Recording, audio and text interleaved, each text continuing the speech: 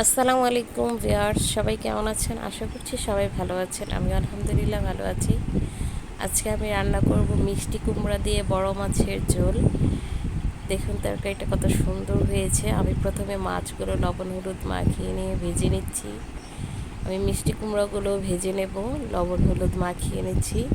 মাছগুলো ভাজা হয়ে গেছে, এখন আমি মিষ্টি কুমড়ার টুকরোগুলো ভেজে নেব। এই মিষ্টি কুমড়ার টুকরোগুলো ভেজে রান্না করলে মাছ দিয়ে খেতে কিন্তু খুবই স্বাদ হয়। যারা যারা মিষ্টি কুমড়া এভাবে ভেজে রান্না করেছেন মাছ দিয়ে, অবশ্যই কমেন্ট করে জানাবেন কেমন হয়েছে খেতে। আমার মিষ্টি কুমড়োগুলো ভাজা হয়ে গেছে। কড়াইয়ে পরিমাণ মতো সরিষার তেল দিয়েছি পেঁয়াজ কুচি। আমি একটা মশলা মিশ্রণ তৈরি করে নিচ্ছি। একটি বাটিতে আদা বাটা ও রসুন বাটা নিয়ে নিয়েছি। দিয়ে দিচ্ছি হলুদের গুঁড়ো, মরিচের গুঁড়ো ও জিরে গুঁড়ো। আমি ধনিয়া গুঁড়ো দিয়ে দিয়েছি। এখন অল্প পরিমাণে পানি দিয়ে মিশ্রণটি ভালোভাবে মিশিয়ে নেব। পেঁয়াজ ভাজা হয়ে গেলে এই মশলাটা আমি পেঁয়াজ ভাজার মধ্যে দিয়ে ভালো করে মশলাটা কষিয়ে নেব।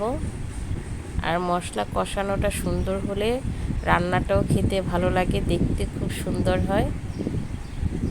দেখুন পেঁয়াজটা লাল লাল করে ভাজা হয়ে গেছে। এখন আমি বাটিতে যে মিশ্রণটা করে নিয়েছিলাম মশলার, সেই মিশ্রণটা ঢেলে দিয়ে দিয়েছি স্বাদ মতো লবণ। মশলাটা আমি ভালোভাবে কষিয়ে নিচ্ছি। দেখুন মশলার উপরে তেল ভেসে উঠেছে। এখন আমি ভেজে রাখা মিষ্টি কুমড়ার টুকরোগুলো দিয়ে দিব। মশলাটা খুব সুন্দর কষানো হয়ে গেছে। মিষ্টি কুমড়ার টুকরোগুলো দিয়ে দিচ্ছি। মিষ্টি কুমড়া দিয়ে আমি কিছুক্ষণ কষিয়ে নিয়ে ঝোল দিয়ে দেব। যেহেতু মিষ্টি কুমড়া ভাজার মধ্যে অর্ধেক সিদ্ধ হয়ে গেছে, এখন আমি কিছুক্ষণ কষিয়ে নিয়ে গরম পানি অ্যাড করে দিচ্ছি।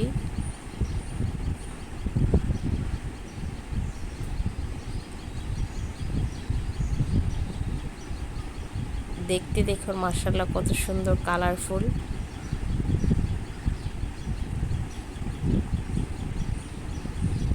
ঝোল ফুটে গেলে আমি ভেজে রাখা মাছ ও কাঁচামরিচ ফালি দিয়ে দিচ্ছি কাঁচামরিচ ফালি ও ভেজে রাখা মাছের টুকরোগুলো।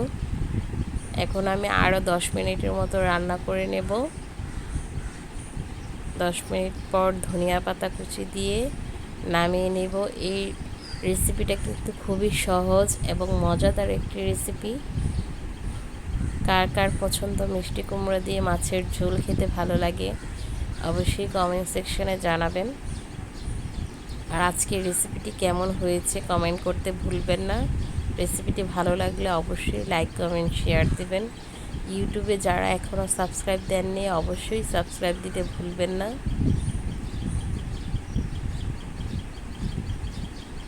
আজকের রেসিপিটি কেমন হয়েছে কমেন্ট করে জানাবেন। তো ভিউয়ার্স, আজকের ভিডিওটি এই পর্যন্তই। চলে আসব নতুন কোনো ভিডিও নিয়ে। ততক্ষণ পর্যন্ত সবাই ভালো থাকবেন, সুস্থ থাকবেন, আমার জন্য দোয়া করবেন। আল্লাহ হাফেজ।